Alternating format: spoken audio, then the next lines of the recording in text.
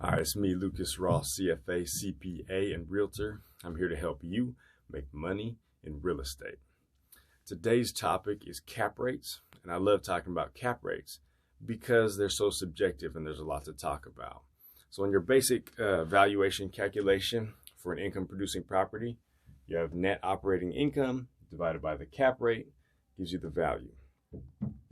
The NOI shouldn't be really that debated. Everybody should agree on what the net operating income is. However, people do not have to agree about what the cap rate is. And this drives the value in this calculation. So for instance, if you are a buyer, you will want the cap rate to be high.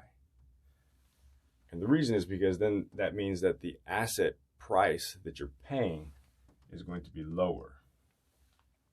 The seller's the opposite. Seller wants the cap rate to be low to drive the value up.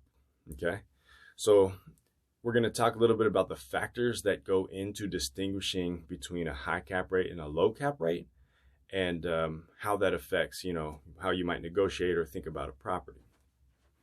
So I'm going to put factors right here.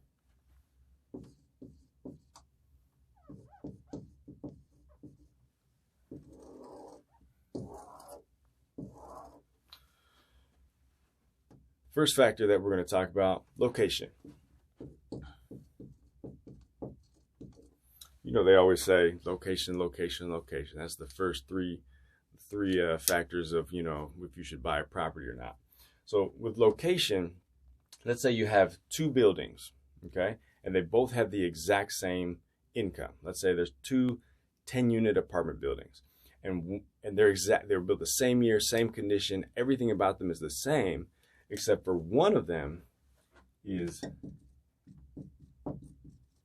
infill city, like walkable amenities, beautiful surroundings. It's just in the perfect spot, right by, the shopping and the offices and everything else and transit. And so it's got an ideal location. And the other one is out in the sticks. It's just not even close to the city or something.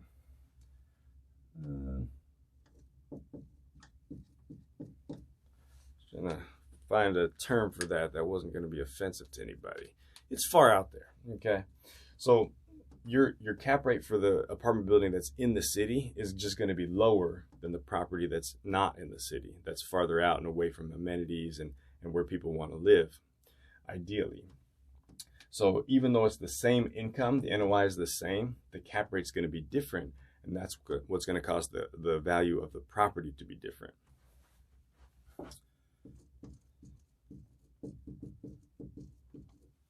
So condition, or you can also just say the age of the property.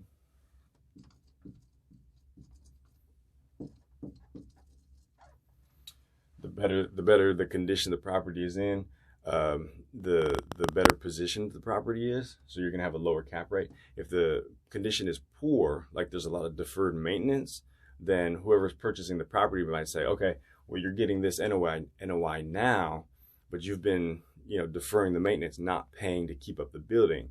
So that's going to drive my operating expenses up, and that's going to, in the future, cause my income, my NOI, to go down. So I need to account for that now, even though it is not represented in the NOI that's current right now in the building. I'm going to factor that in through the cap rate. So the cap rate is going to be higher, and so the price I'm going to pay for the asset is going to be lower. And these are like, the big things, but I don't want to get into all the nitty gritty, but essentially every factor that you would consider in purchasing a property can show up here, and it can adjust the cap rate up or down. Ultimately, if you have a brand new, very well managed, well designed project, that checks all these boxes in the low cap rate, you might end up with a cap rate, around 4%, really low. That a property that's the same unit count, has the same NOI, right? But it's just further out. They're just kind of overperforming, but you don't think that that's sustainable because it's an older building, it's not in a good location, et cetera, et cetera.